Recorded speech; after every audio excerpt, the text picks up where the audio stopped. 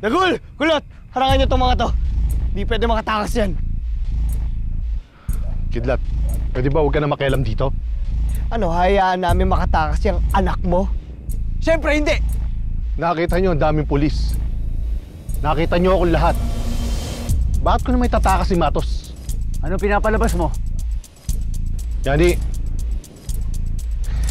ako ang anti-crime czar. At inaaresto ko si Matos sa salang pagkidnap kay Maying. Pati sa mga kasama niya. Sabi ba? Ha? Na-aresto mo yung sarili mong anak? Ano, Kidlat? Bilib ka na ba sa tatay mo? O nagbago na yung tingin mo sa kanya? Ha? Tumigil ka. Tara na. Babaan niyo na yan. Ako tapos sa'yo, Kidlat. Ako tapos!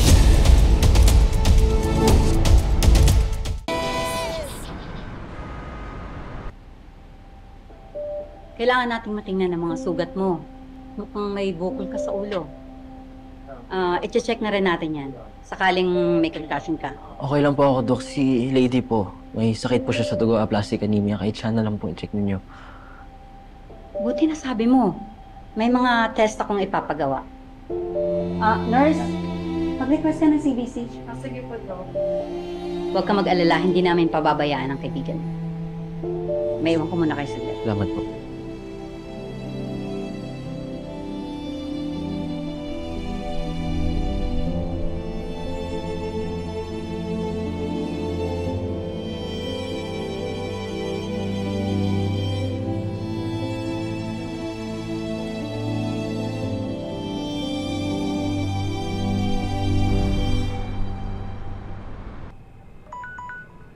Ima, nag-text na po si Sig. Ginagamot na daw po ng mga doktor si Lady. At saka nagtatanong din po kung may balita tungkol kina Kidlat. Nagtatanong? Bakit siya nagtatanong? Hindi ba magkakasama sila?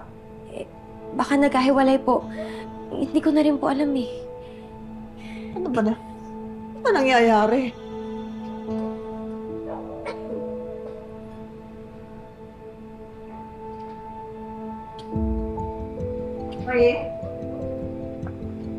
May...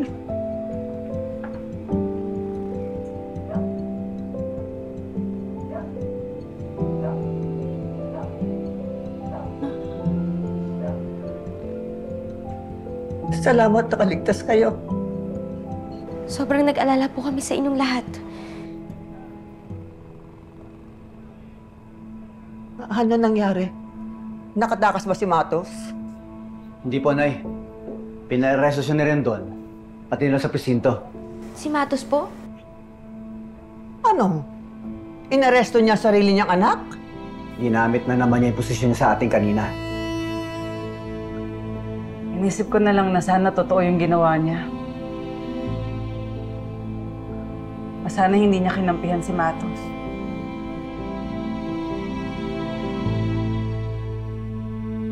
Sa ngayon, dito muna kayo magtatago, ha? Baka mamaya, tinuro na ng Chelo yung dati yung hideout. Oh, boss, hindi kaya yung dalawang banong nila lang na si Bambo tsaka si Rocky? Wala man silang laban kay Jello. Buti na lang yung dalawang... Tahimik ka nga! Napabwisit na ako sa'yo eh! Sabi ko lang, mabuti nga, nanguli sila. Berel, Sabi ko, halika muna.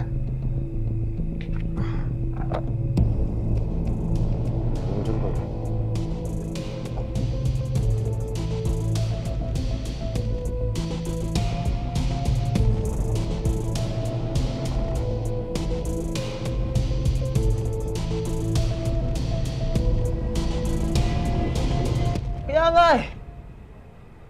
Dapat hindi natin hinayaan kunin ni Rendo si Matos. Kasi panigurado ako. Gagawa na kulukuhan yung mga yon. Mas inaalala ko yung sinabi ni Matos sa'yo, Kidlat. Tinanong ka niya kung bilib ka daw sa tatay mo. Kung nagbago daw tingin mo sa kanya. Sino tatay yung sinasabi niya, Kidlat? Ha? Tayo-tayo lang na nandun na. Si Maestro. Si Rendon. Paano muna ako?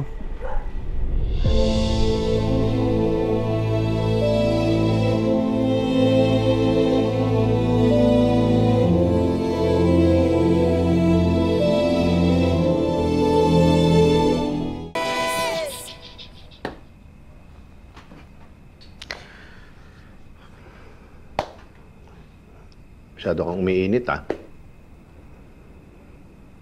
Sa ngayon, ililipad muna kita sa Singapore. Magre-renta ako ng private jet. Pagkagawa kita ng fake passport. Just in case. Just in case lang na mag-imbestiga yung mga pulis sa airport at magpakita doon. Kung gusto mo, isama mo pa si Berhel. Gagawa ko na paraan yan. Planadong planado, ah. Parang atat na atat ka nang itapon ako pagkatapos mo aminin na anak mo si Kidlat, ah.